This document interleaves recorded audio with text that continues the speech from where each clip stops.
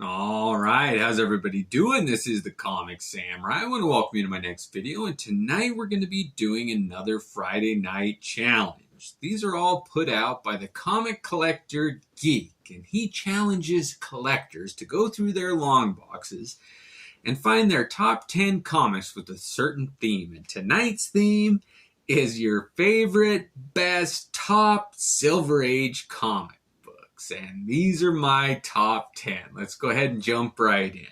First up, we got an honorable mention with this Batman number 195. And this one kind of sums up what covers of the Silver Age looked like for me. They're kind of silly, they're kind of hokey.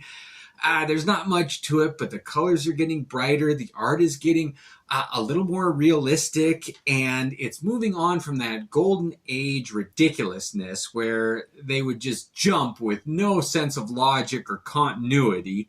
And these Silver Age comics were just a sign of the times, and this one exemplifies that. So let's go ahead and jump into my top 10. First off, we got this Strange Tales number 151. And everybody knows that the Silver Age began with Showcase Presents number 4 in October of 1956. And that's the comic that introduced the Silver Age Flash Barry Allen. And it went on from there. And this one kind of is a marker for me in the Silver Age because it's a transition between the classic Golden Age and the established Silver Age stuff of Jack Kirby, moving into a different tone, a different flavor, almost a prelude to the Bronze Age with Jim Steranko. And this is his work inking over top of Jack Kirby on Nick Fury.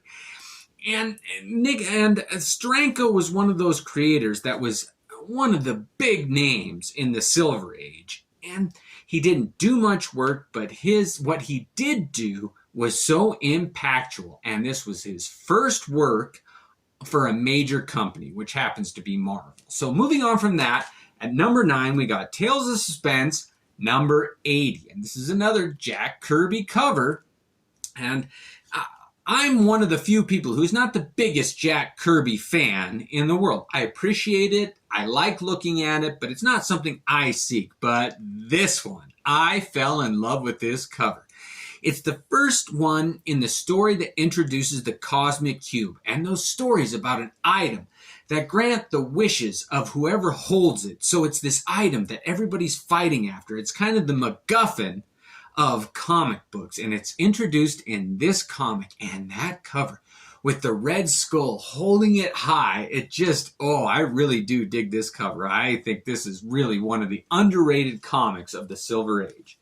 Next up, we got The Flash number 175, and I featured Superman number 199 before, which is their first fight. It's behind me when I move this comic, you can see it. But this is their second race between Superman and the Flash. The first one, they show a picture of the winner, and it's kind of up to the readers, and this one's a bit of a twist on that, but it's their second race. And the Silver Age started doing things like that. They started having teams crossover and big battles between characters. And that kind of Jim Shooter sensibility of events started to take place. And this one sums it up with the second race between Superman and the Flash. Let's go ahead and move it on. Next up, we got Avengers number 53. And this is another great example of a clash between two big names. And when the X-Men go up against the Avengers, it was their first meeting, as far as I know. Let me know, though, what the Avengers and X-Men very first meeting was. But I think this might be their first. But it's drawn by John Buscema, I believe, one of the Buscema brothers. But it just, that white stark cover with two teams meeting in the middle, it's almost a fold over, the same on both sides, and it just has that quality that you love covers to have. And not only is it a great story and a great meeting between these teams, but a great cover as well. Let's go ahead and move it on to Tales to Astonish, number 79. I always love a cover where two big names fight, and they don't get any bigger than Hercules and the Hulk. And this was their first time battling, and it is a good tussle. That's one thing I like about the Silver Age. It kind of introduced these big clashes between characters. And I don't know that the Hulk and Hercules went one-on-one many times after this, but I really like having their first clash, and what a cover. I think this is another one done by Kirby. I know I said I'm not a big fan, but when he nails it, nobody does it better. All right, let's move it on. This is another honorable mention with the Incredible Hulk number 113. I had to mention this one because it's another clash between two big figures, and Sandman was one of my greatest villains. I really like that character. He has almost unlimited power. There's so much sand on the earth, and if he can control it, what's to stop him from taking over? And the answer? The Incredible Hulk. Oh, what a great battle in this cover with that stark red, which is not always my favorite, but this one, they did it. They nailed it. What can you say? I really like that comic book. Moving on, we got Detective Comics number 369. And this really is an impactful comic. It was an early appearance of Batgirl, of Catwoman. Part of it was drawn by Neil Adams. That cover with Catwoman coming between Robin and Batman. I just can't say enough good things about this one. It's a Silver Age milestone, and I just like it. I really do dig this comic book. Those colors, I mean, what can you say? It's a great comic book. Next up, we got another Steranko, and it's Captain America number 111. Steranko had so much impact on the way comics were drawn, and that ability of his to capture an image on the cover graphically was unlike anything that anybody had ever seen in the golden age. And I can't tell you enough about how Steranko shaped the Silver Age. And this is a great example of it. I really like the colors on it. It kind of incorporates that graphic element and that pop with the color. And some lines are just separated without a black line between them. And this one is just a great comic book.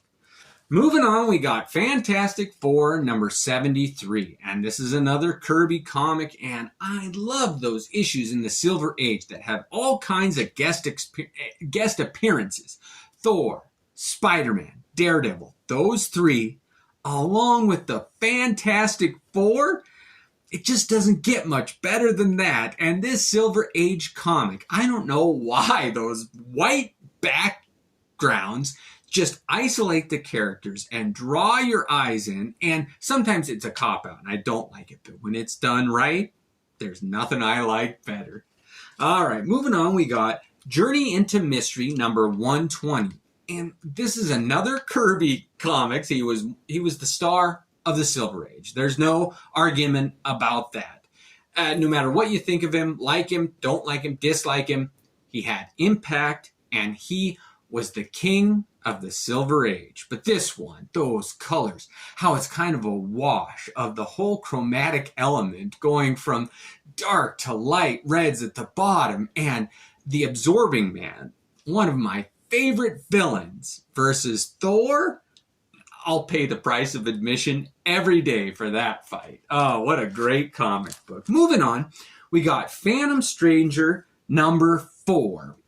This one was a later one in the Silver Age, and it's Neil Adams' new take on Phantom Stranger. And at the end of the Silver Age, you can tell something was coming.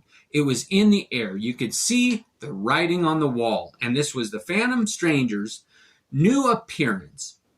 Neil Adams did a reimagining of that character, and he made his debut in this comic book. And something about those flames, that yellow in the lower corner, rising into orange. You can almost feel the heat coming off of that comic book. Next up, we got Strange Tales number 163. And I mentioned Jim Steranko. And along with Jack Kirby, I would argue that those are the two biggest names in the Silver Age. And Steranko shaped the end of the Silver Age so much. And he got his start in this Strange Tales series featuring Nick Fury. And when he took over, not just inking Jack Kirby's stuff, he really started to shine. His star started to illuminate this brightness, and it was kind of a renaissance, the rebirth of art and creativity and pushing the boundaries of what you could do in comic books. And this cover is a great example of that. It's one of my favorites. All right, these next ones all kind of tie together. And this one is The Brave and the Bold, number 85, and it features Batman and the first new look for Green Arrow, reimagined by Neil Adams. And that there was a triumvirate along with Kirby and Steranko in the Silver Age, it would be Neil Adams. And God rest his soul, he just passed away, but his work was always fantastic. And it is summed up in this comic book. When he discovered a new look for the Green Arrow, it said, all right, something is ending and we're moving on to things. And I would argue that this is the true beginning of the Bronze Age. When the end of the Silver Age came, they were starting to reimagine characters, and this was one of the first ones, but it was the biggest one. So if my choice for the end of the Silver Age would be this comic book. However, there are many people who would argue that the true end, not just that Green Lantern number 76, which came out in April of 1970. By the way, that Brave and the Bold came out in September of 69, so almost a year before what everyone truly recognizes as the end of the Silver Age. And this one is another one that is argued to be the end of the Silver Age. Detective Comics number 395, which came out in January of 1970. And the writer on this is Denny O'Neil, and the artist is Neil Adams. And doesn't that sound familiar? Those are the two that did Green Lantern number 76. And when they did this one, it was so different. It was a departure of everything that had come before in Batman. And like I said, many would argue that this is the true end of the Silver Age. So I wanted to wrap it up on those other two possible endings. Let me know what your vote for the end of the Silver Age is. Mine is this Brave and the Bold number 85. But there are many opinions on that, and that's what I love about collecting comic books. So I hope you enjoyed my pick for my top 10 Silver Age comic books. Let me know what yours are. Thanks again. Have a great night.